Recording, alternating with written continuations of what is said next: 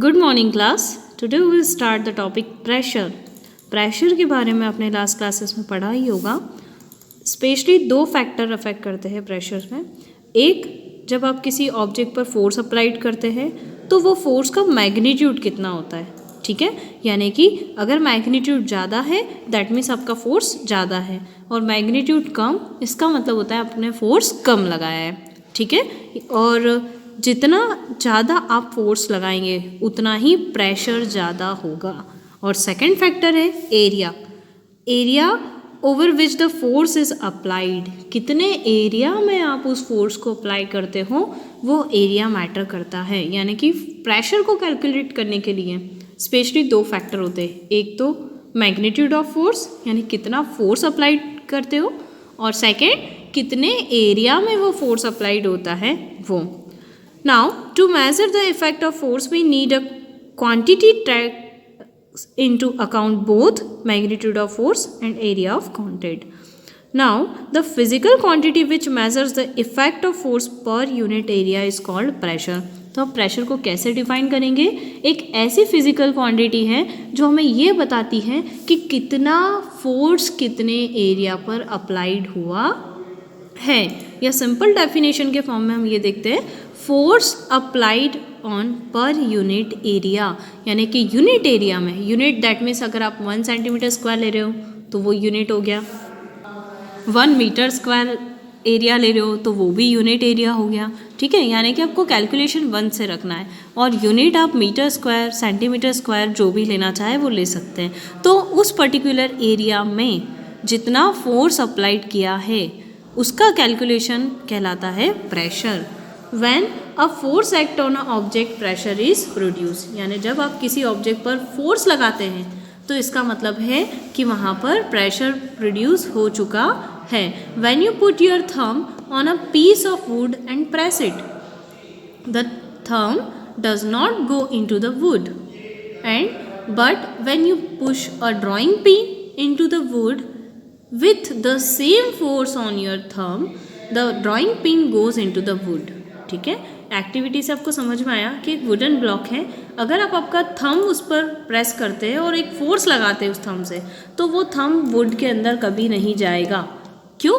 क्योंकि वहाँ पर फोर्स जो लगाया है, बट आपके थंब का जो एरिया है वो एरिया ज़्यादा होने के कारण प्रेशर की वैल्यू कम हो चुकी है। जबकि वही सेम फोर्स अगर आप किसी ड्राइंग पिन पर लगाते हैं और वो ड्राइंग पिन को वुडन ब्लॉक पर रखते हैं तो वो ड्राइंग पिन की जो आगे का पॉइंट होता है वो एरिया और वुडन ब्लॉक का एरिया बहुत ही कम होता है, ठीक है। तो वो area of contact drawing pin का बहुत कम होने के कारण प्रेशर की वैल्यू बढ़ जाती है। यहाँ से आपको एक चीज़ समझ में आती है कि अगर आप किसी ऑब्जेक्ट पर सेम फोर्स अप्लाइड कर रहे हो बट अगर उसका एरिया ज़्यादा हुआ तो प्रेशर कम हो जाएगा, और एरिया कम हुआ तो प्रेशर ज़्यादा हो जाएगा, और प्रेशर ज़्यादा होगा तो drawing pin easily wooden block के अंदर चली जाएगी। इसका मतलब जो केस हमने देखा, थंब वुडन ब्लॉक के अंदर नहीं गया जबकि ड्राइंग पिन चली गई, इसे ही हम प्रेशर कहते हैं। क्योंकि जो ड्राइंग पिन था उस पर जो फोर्स अप्लाइड किया लेकिन उसका एरिया ऑफ कांटेक्ट कम होने के कारण वहाँ पर प्रेशर ज़्यादा फील हुआ, और प्रेशर ज़्यादा होने के कारण ड्राइंग पिन इजीली उस वुडन ब्लॉक के अंदर चली गई। अगर उसकी जगह अगर आप थंब से जो फोर्स अप्लाइड करते तो वो एरिया भी ज़्यादा ही था, और ज़्यादा होने के कारण क्या हुआ, वो जो थंब है वो आपका वुडन ब्लॉक के अंदर नहीं जा पाया। यानी कि दोनों केस में हमने एरिया के बारे में डिस्कस किया जबकि फोर्स सेम था। तो यहीं से हम ये समझ सकते हैं कि जो फोर्स है पर यूनिट एरिया पे अप्लाइड किया जाता है, ठीक है, वो जो आप थंब से अप्लाइड कर रहे थे वो ज़्यादा था, और जो आप पिन से अप्लाइड कर रहे थे वो कम था। तो उसे हम कहेंगे कि थंब की साइड जो प्रेशर था वो कम था और पिन की तरफ जो प्रेशर था वो ज़्यादा था, ठीक है। अब in the case of pressure we consider only perpendicular force. अब प्रेशर की बात करते हैं तब हम फोर्स को कैसे कैलकुलेट करेंगे, सिर्फ और सिर्फ परपेंडिकुलर, जो सीधा 90 डिग्री के एंगल से किसी सरफेस पर अप्लाइड हो रहा है। These forces are perpendicular to the surface at which the pressure is to be measured। है ना, परपेंडिकुलर दैट मीन्स 90 डिग्री का एंगल होना चाहिए, मतलब आप बिल्कुल सीधा फोर्स लगाएंगे किसी भी सरफेस पर तो ही आप प्रेशर को कैलकुलेट कर सकते हो। Pressure is the force acting on a unit area of the object, यानी किसी भी ऑब्जेक्ट के यूनिट एरिया में अप्लाइड होने वाले फोर्स को हम प्रेशर कहते हैं, जिसे हम P से डिनोट करते हैं, फोर्स को हम F से डिनोट करते हैं और एरिया के लिए हम A कैलकुलेट करते हैं। नाउ तो प्रेशर का फॉर्मूला क्या होगा, pressure equal to force upon area. ठीक है, यानी कि अगर आप फोर्स बढ़ाते हो तो प्रेशर की वैल्यू बढ़ती है, बट अगर आप एरिया को बढ़ाते हो तो प्रेशर की वैल्यू कम होती है। ठीक है, यहाँ पर एरिया अपॉन में है, दैट मीन्स वो प्रेशर से इन्वर्सली प्रोपोर्शनल है और फोर्स उसके जस्ट सामने है, यानी कि वो उसके डायरेक्टली प्रोपोर्शनल होता है। फोर्स की स्टैंडर्ड यूनिट होती है न्यूटन, क्योंकि इसे सबसे पहले फाइंड किया था न्यूटन ने, इसका डिस्क्रिप्शन न्यूटन ने दिया था और सर आइजैक न्यूटन ने इसको डिस्कवर किया था, इसलिए उन्हीं के नेम पर इसकी जो यूनिट है वो न्यूटन रखी गई। और इसकी जो स्टैंडर्ड यूनिट है वो क्या होगी, जो एरिया की स्टैंडर्ड यूनिट है वो है मीटर स्क्वायर। जनरली सेंटीमीटर भी होता है, mm भी होता है, ठीक है, मिलीमीटर स्क्वायर भी है, बट हम यहाँ स्टैंडर्ड यूनिट के फॉर्म में मीटर स्क्वायर लेंगे, यानी कि ओवरऑल प्रेशर की यूनिट क्या होगी, न्यूटन पर मीटर स्क्वायर। ठीक है, इस फॉर्मूले से आप कैलकुलेट कर सकते हैं कि फोर्स की यूनिट आपने लिखी है न्यूटन और एरिया की यूनिट है मीटर स्क्वायर, तो प्रेशर की यूनिट होगी न्यूटन पर मीटर स्क्वायर, जिसको आप न्यूटन पर मीटर स्क्वायर का कंबाइन में पास्कल भी बोल सकते हैं। ठीक है, क्योंकि यहाँ पर फोर्स को डिफाइन न्यूटन ने किया था, इसलिए उनके सरनेम पे इसका नाम न्यूटन इसकी यूनिट रखी गई, और प्रेशर को डिफाइन पास्कल ने किया था। ठीक है, इसको एक्सप्लेन करने वाले कौन थे, पास्कल, तो उन्हीं के सरनेम पर इसका नाम रखा गया। न्यूटन पर मीटर स्क्वायर किसके बराबर होगा, 1 पास्कल के। नाउ एक न्यूमेरिकल गिवन है यहाँ पर, देखो, a solid body of weight 20 newton, यानी कि यहाँ से हमें समझ में आ गया कि उस बॉडी का जो वेट है, फोर्स है, वो कितना है, 200 न्यूटन।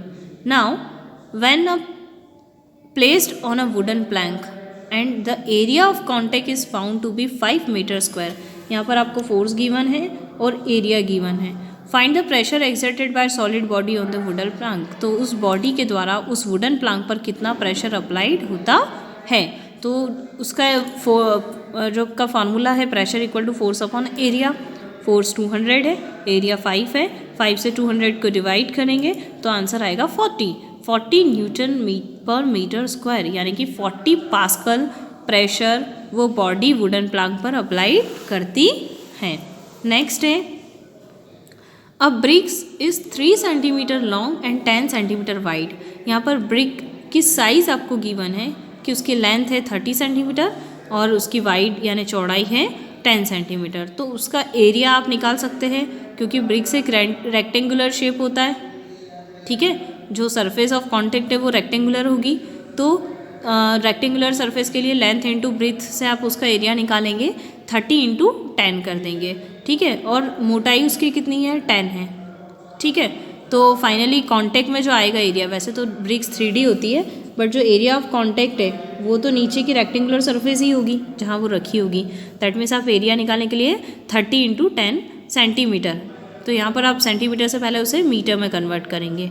ठीक है, अब उसका वेट कितना है, 24 न्यूटन, यानी कि यहाँ पर आपको फोर्स गिवन है, कितना फोर्स जो उसका वेट होगा वही वो फोर्स लगाएगी, यानी कि 24 न्यूटन है, और वो ग्राउंड पर रखी हुई है, तो उसका प्रेशर निकालना है कि वो ग्राउंड पर कितना फोर्स लगाती है। तो सपोज कर लो ये ब्रिक्स रखी है ग्राउंड पर, तो इसका जो फोर्स है वो कितना है, 24 है, और इसका एरिया ऑफ कॉन्टेक्ट क्या होगा, 30 सेंटीमीटर है, तो उसको आप मीटर में करने के लिए 100 से डिवाइड देंगे, तो 0.3 मीटर और ये 0.1 मीटर।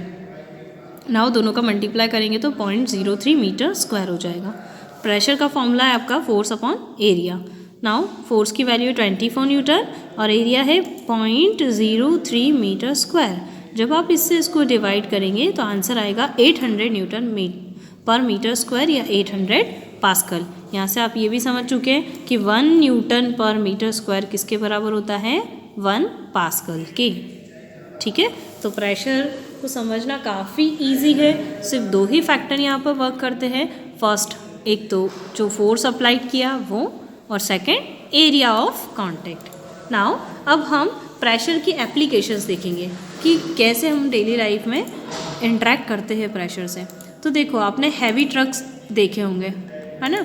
आपने देखा होगा कि उसमें 14, 16, इवन 22 टायर्स भी होते हैं। तो ऐसे हैवी ट्रक जो होते हैं उसमें 6 से लेकर तो 14 टायर्स तक भी अरेंज होते हैं, ठीक है। और ये टायर क्यों बढ़ाए जाते हैं? मतलब जनरली हमने देखा है कि ट्रक एक 4 व्हीलर है, ठीक है, 2 टायर आगे और 2 टायर पीछे सफिशेंट होते हैं, लेकिन कहीं कहीं 6 से ज़्यादा 14 और इवन 18, 16 टायर्स भी होते हैं, बहुत हैवी लोड होता है। तो क्यों? क्योंकि जैसे जैसे ट्रक के अंदर लोड बढ़ता जाता है तो इसका मतलब है ट्रक का जो फोर्स है वो बढ़ता जाएगा। अगर ट्रक का जो फोर्स है वो अर्थ पे बढ़ता जाएगा और एरिया ऑफ कांटेक्ट क्या है? कम है, क्योंकि टायर कम होने से एरिया ऑफ कांटेक्ट कम है, बहुत छोटे छोटे एरिया कांटेक्ट में है अर्थ के। तो फोर्स की वैल्यू ज़्यादा है और एरिया की वैल्यू यहाँ पर कम होने के कारण, एरिया कम होने से प्रेशर की वैल्यू बढ़ेगी। प्रेशर बढ़ेगी तो ये ट्रक कहाँ धंस जाएगा? अर्थ के अंदर, ठीक है। या तो इसके टायर पर लोड ज़्यादा आ जाएगा और ये अर्थ के अंदर, यानी रोड हमारी ख़राब कर देगा, रोड को डैमेज कर देगा, है ना। रोड टूटने लग जाएगी अगर ये इस तरीके से प्रेशर अप्लाइड करेगा।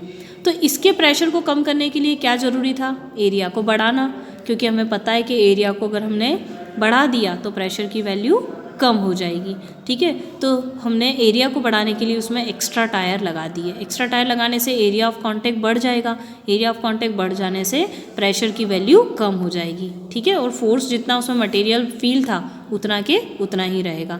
तो हम यहाँ पर टायर को इंक्रीज़ करते हैं द एरिया ऑफ कांटेक्ट को बढ़ाने के लिए, ठीक है, और उसका प्रेशर कम करते हैं। Now the cutting edge of knife, आपने देखा होगा कि नाइफ की जो एज होती है, धार होती है, ठीक है, या एक्स की बात करते हैं जो कुल्हाड़ी होती है, या ब्लेड की बात करते हैं, ये भी हमारे लिए बहुत अच्छी प्रेशर की एप्लीकेशन है। आपने देखा होगा कि तेज धार वाला जो नाइफ होता है उससे आप इजीली वेजिटेबल्स, फ्रूट्स कट कर सकते हैं। लेकिन अगर ब्लंट नाइफ है, ब्लंट मतलब जिसकी शार्प एज नहीं है, तो वहाँ पर आपको ज़्यादा प्रेशर लगाना पड़ता है किसी भी चीज़ को कट करने के लिए। तो अगर आप इन दोनों को भी कंपेयर करेंगे तो इसकी जो शार्प एज है वो थोड़ी सी क्या होती है? मोटी होती है। मोटी होती है तो जब आप इससे कोई चीज़ कट करने जाएंगे तो आपको थोड़ा सा प्रेशर ज़्यादा लगेगा, क्योंकि यहाँ पर एरिया ऑफ कांटेक्ट ज़्यादा है। जबकि अब ब्लेड बहुत पतली होती है, आप इससे कोई चीज़ कट करेंगे तो इसकी जो एरिया ऑफ कांटेक्ट है बहुत कम है, यानी कि आपको बहुत कम प्रेशर लगाने पर ही कोई चीज़ इजीली कट हो जाएगी।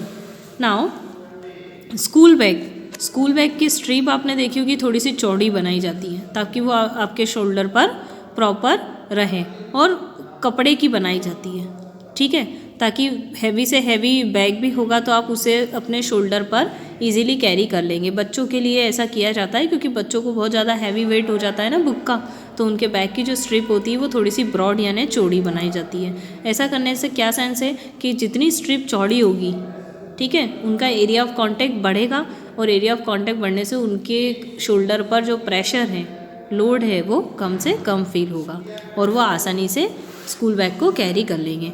आपने देखा होगा, आप नॉर्मल हैंडल की बात करते हैं और बहुत ज़्यादा सामान अगर किसी कैरी बैग में है और उसकी स्ट्रिप काफ़ी पतली है तो वो आपके हाथ में चुभने लगेगी और आप उसे ज़्यादा देर तक नहीं उठा पाएंगे। जबकि उसकी स्ट्रिप अगर चौड़ी है तो आप उसे आसानी से उठा सकते हो। दोनों ही केस में जो उसका वेट है वो फोर्स तो सेम है ना, बट स्ट्रिप चौड़ी होने के कारण प्रेशर कम हो गया और स्ट्रिप पतली होने के कारण प्रेशर ज़्यादा है जो आपके हाथों पर इफ़ेक्ट करता है। एक एग्जांपल आप कैमल का भी देख सकते हो। आपको पता है कि अगर कैमल के जो लेग्स है, ठीक है, उसके सबसे नीचे वाले तले में, उनके फिट में एक पैड लगे होते हैं, पैडेड फिट होते हैं उसके, ठीक है, और थोड़े से ब्रॉड होते हैं। ऐसा करने का सेंस क्या है कि अगर उनके फिट ब्रॉड नहीं होंगे तो सैंड से उनका एरिया ऑफ कांटेक्ट ज़्यादा नहीं होगा, और ज़्यादा नहीं होगा तो क्या होगा? प्रेशर कम, मतलब कम प्रेशर होगा तो वो आसानी से चल लेते हैं ना, प्रेशर बढ़ जाएगा, और प्रेशर बढ़ने के कारण वो सैंड के अंदर उनके पैर धंस जाएंगे। और यहाँ पर उनके पैड लगने के कारण और पैर को चौड़े होने के कारण वो area of contact pressure sand पर क्या होता है? थोड़ा सा कम होता है, एरिया ऑफ कांटेक्ट ज़्यादा होता है और प्रेशर की वैल्यू कम हो जाती है। और कम होने के कारण उनके पैर के द्वारा या उनकी बॉडी का जो वेट है वो सैंड पर कम से कम लगता है और वो आसानी से सैंड पर वॉक कर सकते हैं। ठीक है, तो जैसे हमने जो भी पढ़ा प्रेशर की एप्लीकेशन वो सॉलिड थिंग्स पर थी, बट अब हम ये देखेंगे कि कैसे किसी लिक्विड के थ्रू प्रेशर लगाया जाता है। तो बहुत इजी है, जब आप स्विमिंग करते हैं तो आपने देखा होगा कि लिक्विड भी आपकी बॉडी पर एक फोर्स लगाता है, वाटर का भी फोर्स लगता है, जिसमें आप उस वाटर को हटाते हुए अपने हैंड और लेग्स को मूव करवाते हुए अपनी स्पेस वाटर के अंदर बनाते हो और इस प्रकार आप स्विमिंग कर सकते हो। ठीक है, तो आपने देखा होगा हर लिक्विड का वेट होता है। ठीक, और जब आप किसी लिक्विड को किसी वेसल के अंदर भरते हैं तो जो लिक्विड होता है वो उस वेसल के अंदर प्रेशर लगाता है। कैसे लगाता है? बॉटम वाली सरफेस पर और आसपास उसकी वॉल पर भी लगाता है। ठीक है, फॉर एग्जांपल अगर आप किसी बैलून के अंदर वाटर फिल करते हैं तो आपको वो एक्टिविटी से जल्दी समझ में आएगा कि जैसे ही आपने वाटर फिल करा बैलून की साइज़ बढ़ती जाएगी। ऐसा क्यों? क्योंकि वो वाटर उस वेसल के अंदर, यहाँ पर वेसल के फॉर्म में बैलून ले लो, उस पर एक फोर्स लगाता है चारों तरफ, उसके नीचे बेस वाले पार्ट पर भी और चारों तरफ वॉल पर भी। तो यही प्रेशर लिक्विड के द्वारा लगाया गया प्रेशर कहलाता है। ठीक है, एक एक्टिविटी से हम यहाँ पर समझेंगे। आपको ये शो करना है कि क्या लिक्विड प्रेशर एक्सर्ट करता है किसी भी कंटेनर के बेस में। तो यहाँ पर भी देखो ये ट्यूब ले रखी है और यहाँ पर कम पानी फिल करा है तो ये नीचे बैलून लगा रखा है। तो जैसे जैसे आप यहाँ वाटर फिल करते जाते हो तो यहाँ पर बैलून जो होता है वो कम फूला हुआ है। ठीक है, और जैसे जैसे आप प्रेशर को बढ़ाते जाएंगे तो वाटर फिल करते जाएंगे तो यहाँ पर क्या हो रहा है, ये वाटर का जो वेट है ये सब नीचे आ रहा है तो बैलून फूलता जा रहा है। तो इसका मतलब है जितना ज़्यादा लिक्विड आप फिल करोगे उतना ज़्यादा प्रेशर लग रहा है और जितना कम लिक्विड फिल कर रहे हो उतना कम प्रेशर लग रहा है। तो इस एक्टिविटी से समझ में आया कि लिक्विड भी प्रेशर एक्सर्ट करता है। और कहाँ करता है? कंटेनर के बेस पर। कम लिक्विड है तो कम प्रेशर और ज़्यादा लिक्विड है तो ज़्यादा प्रेशर। जिस तरह ये बेस पर प्रेशर अप्लाइड करता है उस तरह ये कंटेनर की चारों तरफ वॉल पर भी प्रेशर अप्लाइड करता है। तो ये एक्टिविटी थी आपका बेस को पहचानने के लिए। अब सेकेंड एक्टिविटी है आपकी कि to show that liquid exert pressure on the walls of container. Container की वॉल पर वो प्रेशर एक्सर्ट करता है। ठीक है, तो इस एक्टिविटी में आपने एक ग्लास ट्यूब ले ली है, ठीक, जिसमें साइड ओपनिंग है। कुछ इस तरीके से आप देख सकते हो। वॉल को पहचाना है तो वॉल कहाँ होती है? आसपास होगी चारों तरफ। तो यहाँ पर एक साइड ओपनिंग ले लिए, यहाँ पर वैसे ही बैलून फिट किया है। जैसे ही आप कम वाटर फिल करते हो तो ये बैलून कम फ्लैट होगा और ये जैसे ही आपने ज़्यादा वाटर फिल किया तो इसकी साइज़ बढ़ती जाएगी। यानी कि ये जो लिक्विड है चारों तरफ वॉल पर प्रेशर लगाता है तो वो इस तरफ वाली वॉल पर भी लगाएगा और यहाँ हमने बैलून फिट किया है तो बैलून की साइज़ से हम ये पता कर सकते हैं कि लिक्विड अगर ज़्यादा हुआ तो ज़्यादा प्रेशर करता है और ज़्यादा हुआ तो ज़्यादा प्रेशर अप्लाइड करेगा और कम हुआ तो कम प्रेशर अप्लाइड करेगा। यानी लिक्विड जिस कंटेनर में फिल होता है उसके बॉटम सरफेस पर भी और चारों तरफ वॉल पर भी प्रेशर अप्लाई करता है। Now activity 4 to shows that liquid exert equal pressure on the same depth. ठीक है, यानी कि अगर उसकी डेप्थ सेम है तो वो इक्वल प्रेशर अप्लाइड करता है। इसे समझने के लिए आप एक प्लास्टिक बॉटल ले लें, वाटर लेना है और एडेसिव टेप ले लें। ठीक है, और एक खाली बॉटल लेना है जिसके अंदर 4 होल करने हैं आपको। ठीक है, और सारे होल ऑलमोस्ट बॉटम साइड ही करना है आपको और वहाँ पर टेप अप्लाइड करना है। ठीक है, और उस प्लास्टिक बॉटल को वाटर से फिल करना है कुछ इस तरीके से। नाउ आप ऑब्जर्व करेंगे कि जो वाटर जेट होती है वो वहाँ से जो वाटर आ रहा है, देखो ये दिख रहा है 1 2 3, मतलब बॉटम एरिया के नियरर आपने 4 होल किए, यहाँ से 1 2 3 और चौथा बैक साइड है और इसे फील किया है। तब आप ये देखेंगे कि जो वाटर है ये जो होल से बाहर आ रहा है, इसे हम जेट भी कहते हैं, प्रेशर से जो वाटर बाहर आएगा। ठीक है, वो सभी सेम डिस्टेंस पर होगा। मतलब ये जो जितनी दूर इसका फ्लो बन रहा है ना वो यहाँ से चारों तरफ सेम होगा। यानी कि इस इक्वल डेप्थ पर जो प्रेशर होगा वो सेम होगा। उसी तरह अगर आप यहाँ पर 4 होल करके थोड़ा आगे पीछे इक्वल लेवल पे, इस लेवल पे 4 होल अगर करेंगे चारों तरफ तो आप यहाँ से वाटर फ्लो देखेंगे तो सभी का वाटर फ्लो सेम होगा, यानी कि इक्वल हाइट पर सभी पॉइंट पर वो इक्वल प्रेशर देता है। इस हाइट पर जितने भी पॉइंट्स होंगे, जितने भी होल्स करेंगे, सभी पर प्रेशर सेम होगा। इस हाइट पर सभी पर प्रेशर सेम होगा, यानी कि हाइट बढ़ती जैसे जिस लेवल पे होगी उस लेवल के हर एक पॉइंट पर लिक्विड का प्रेशर भी सेम होगा। Now activity 5, to show that pressure increase with a depth के साथ प्रेशर इंक्रीज होता है, उसे समझने का बेस्ट एग्जांपल है बॉटल लो। और इक्वल इंडिविजुअली अलग अलग होल करना है आपको अलग अलग लेवल पर। पहले आप सबसे ऊपर होल करो, फिर थोड़ा मिडिल में और फिर नीचे, और फिर जब वाटर फिल करोगे तो आप देखोगे कि यहाँ पर ज़्यादा प्रेशर है, यहाँ पर थोड़ा कर्व कम बन रहा है, इसका वाटर ज़्यादा दूर तक जा रहा है, इसका थोड़ा कम दूर तक जा रहा है और इसका सबसे पास में जा रहा है। इसका मतलब है जितना नीचे की तरफ आप चेक करेंगे उतना वाटर का प्रेशर नीचे की तरफ ज़्यादा होता है, और जैसे जैसे आप ऊपर आते जाएंगे वाटर प्रेशर कम होता है, क्योंकि देखो ज़्यादा प्रेशर था तभी इसकी डिस्टेंस जो है वाटर इजेक्ट करने की वो ज़्यादा है। ठीक है, तो सबसे नीचे सी जेट का प्रेशर ज़्यादा होता है, यानी जब आप नीचे आएंगे तो उतना ही प्रेशर बढ़ता जाता है, और जितना ज़्यादा प्रेशर होगा उतनी तेज़ वाटर इजेक्ट होता है। आपने देखा होगा भरी हुई टंकी होती है, उसका जब हम नीचे से नल ओपन करते हैं तो जब वो टैप ओपन होता है तो उसका प्रेशर काफ़ी तेज़ आता है, जैसे टंकी खाली होती जाती है प्रेशर कम होता जाता है। ठीक है, क्योंकि पूरा वाटर फिल है, तो ये जितना भी वाटर है इन सभी का वेट कहाँ आ रहा है, सबसे नीचे आ रहा है, तो नीचे वाले हिस्से में प्रेशर ज़्यादा होगा। ठीक है, then liquid pressure depends on the various factor which can also be studied by using an instrument called a manometer. Liquid pressure को मेज़र करने के लिए कौन सा इंस्ट्रूमेंट होता है, मैनोमीटर। मैनोमीटर क्या है, एक सिंपल से डिवाइस है जिसमें आप लिक्विड प्रेशर को मेज़र करते हैं।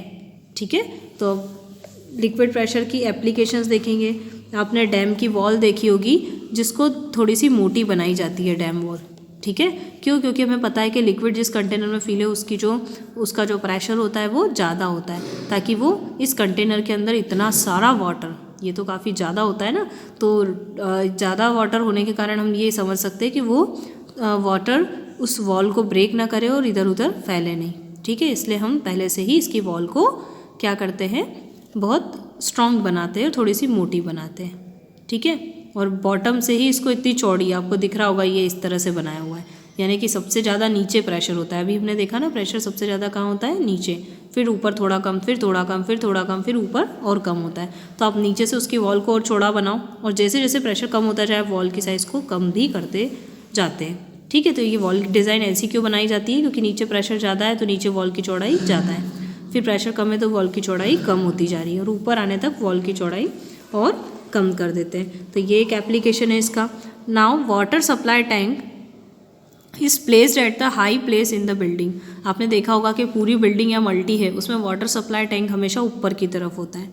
ठीक है, क्योंकि वाटर का जो प्रेशर होता है वो जब उसे हम बहुत ज़्यादा हाइट पर रखते हैं तो जो प्रेशर होगा वो ज़्यादा होता है, और फोर्स वाटर टैंक का हमेशा नीचे की तरफ ही लगता है, जिसके कारण वो सभी के घर तक आसानी से पानी पहुंच जाता है। यानी ऊपर से नीचे की तरफ आएगा तो वाटर बड़ी अच्छे फ्लो के साथ आता है, जबकि आप नीचे वाटर टैंक रखेंगे तो आप ऊपर सप्लाई करने के लिए आपको मोटर की ज़रूरत होगी, ऑटोमेटिक वाटर सप्लाई ऊपर की तरफ नहीं होगा। तो वाटर का फ्लो हमेशा ऊपर से नीचे की तरफ होता है हाई प्रेशर के साथ, तो इसलिए वाटर टैंक को ऊपर बनाए जाते हैं। नाउ इन नेक्स्ट लेक्चर हम लोग एटमॉस्फेरिक प्रेशर के बारे में पढ़ेंगे। Thank you.